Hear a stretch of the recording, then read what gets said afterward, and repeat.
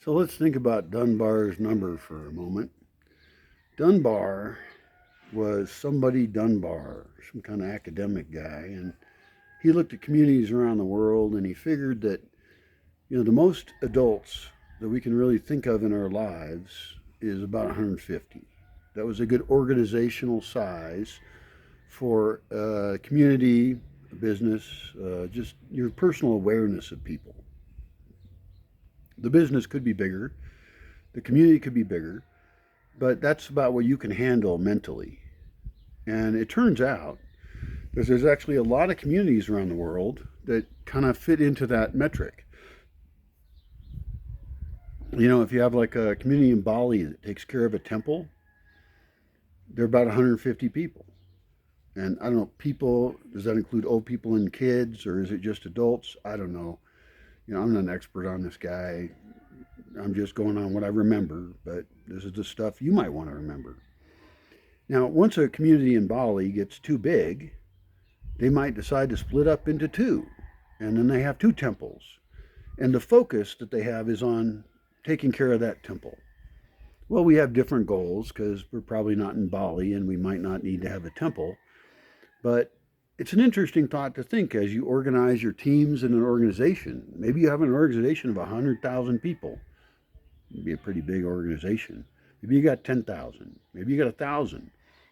But you look at your team sizes, and it's just something to use as a possibility. And so it isn't, for example, as you design an intentional community, it's not a limit. It's not a it's not a prescription, and that number is vague. And I think that actually the thought I have that's weirdest about Dunbar's number is that technology changes that, because we now have the ability to see profiles of more people, communicate easier with more people, reputation manage more people. And so you can imagine how communities evolved in the past, where you were very cohesive and you grew up with some kids, and then some people join the community or leave the community to get married or something, but you have a kind of stable group. But now we have such transiency, people coming in and out of communities, that we have problems we never had before with the invention of the car, with many people losing their extended family and creating kind of artificial families. Or what's more likely in the world is most people feel very alone, and most of us don't have 150 people. I don't have 150 people that I feel I know and trust. I got 20 or something. And there are people who feel very isolated. So I feel like technology can actually be something that helps us connect with more people. But if we're doing that only virtually and not in the real world, that's weak. It's not as powerful as being in the same place as other people. And that's one of the reasons I'm interested in intentional communities where we're in the same place as other people. And we have a level of trust with them because we know we share values with them.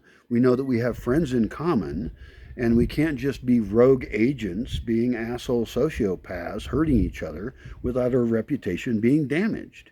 We need social accountability. So maybe Dunbar's number has something to do with being socially accountable. I don't know. What are your thoughts on Dunbar's number? I'd love to hear them. And if you haven't been aware of this before, please do read the Wikipedia page on it, look up Dunbar's number, and listen to other people's videos about it or studies on it or whatever. Think about it in your own life. How connected are you to other people in real life? Virtual doesn't really count. Just because you play World of Warcraft,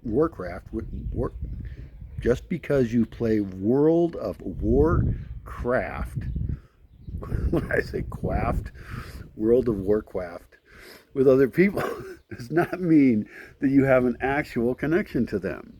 That's not the same. Your fake virtual world isn't good enough to replace actual human contact. People you can, have dinner with, make food with, have the kind of connection that we were evolved to have. Because all these virtual connections, geez, I could have a virtual girlfriend or something. They're getting better at having those. Maybe I should have a virtual girlfriend. But I can guarantee you no virtual girlfriend is going to give me the pleasures and enjoyment that I've had with a real girlfriend. So, or censored, censored, censored. Good luck. And I'd love to hear your thoughts on human connection and this strange idea of Dunbar's number and how that might affect how we would create communities, whether it's urban or rural, isolated, or just your social group. Like, how many people can you deal with, and what are the limits of that? I don't know. It's different for all of us, different cultures. And so I learned from you. Make your own video in response to this. Tell me how this works out for you.